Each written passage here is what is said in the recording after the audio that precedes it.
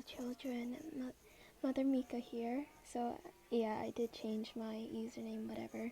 I hope that's okay, but anyway, I am going to continue reading Little Lord.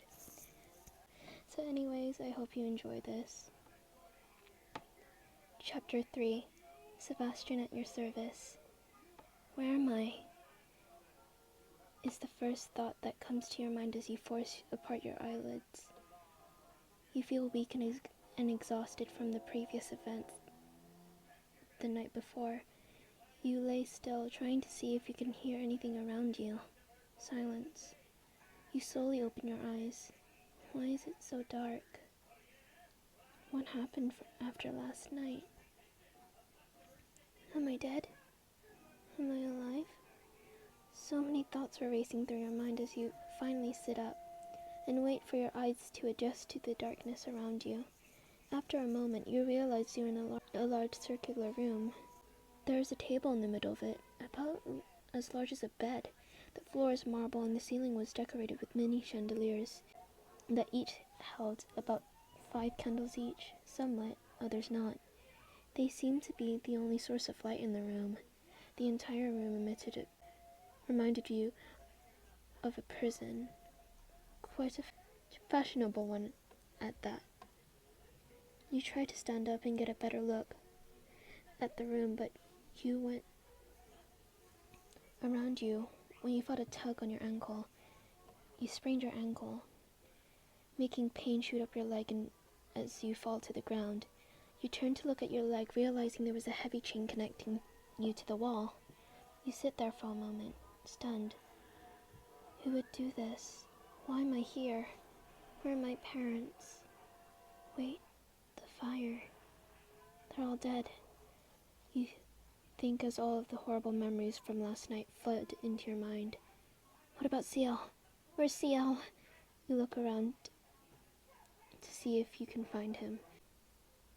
Ciel, where are you? Are you in here? You whisper, too afraid to raise your voice any higher, and suddenly a sound of a metal lock clinking at the door and a door opening turned your attention to the far end of the room.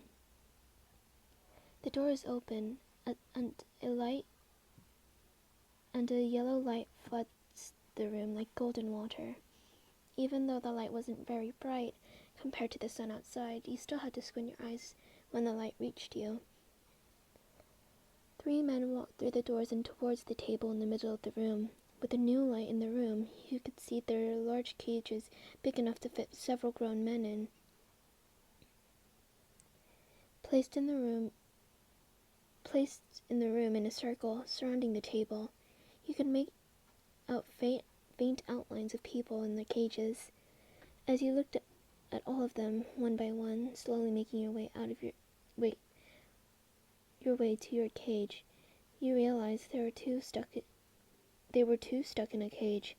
The chain on your leg begins to clink as you drop yourself on your arms to look back at the table. The sound makes the 3 men look over at you. Well, look who's finally awake, says one of the men with a deep croaky accent.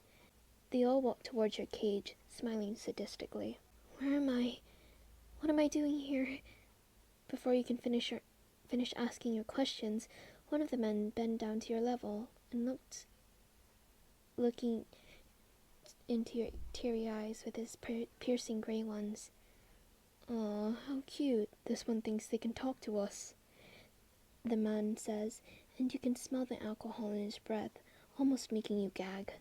The man with a cocky accent pulls a small object out of his pockets, unlocking your cage.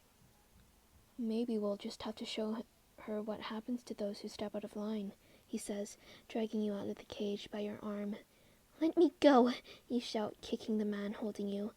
Sadly, your efforts were wasted as he easily picked you up and set you on the table.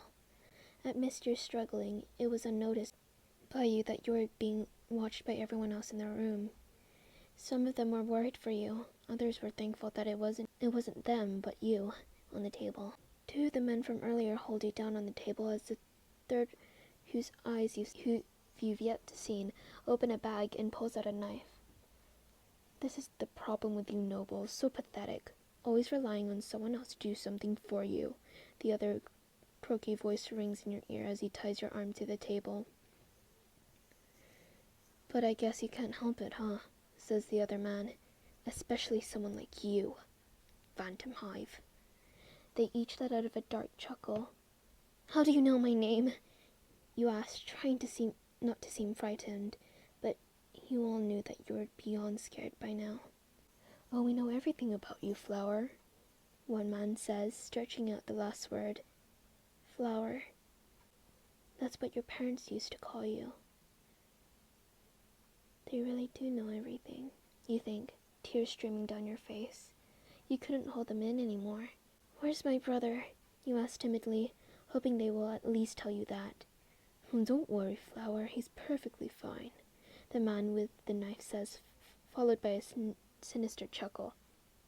And if you ever want to see him again, you'll do us a big favor in not trying to move so much. You don't want this to hurt more than it should, right, Flower? He snarls. What beautiful eyes you have, so full of fear, hopelessness. How I love that brilliant blue. It would be such a shame if something were to happen to it. Don't you think so, Flower? He laughs before plunging a knife into your right eye. Flower. The word you would give anything to hear your parents say again, but now the word that you would come to hate so much. It would hurt.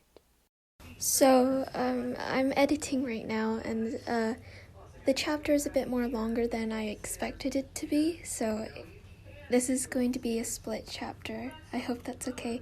But anyway, this will be posted as soon as you're watching this, or listening to this right now. So I hope you enjoyed, and have a wonderful night or day, wherever in the world you are.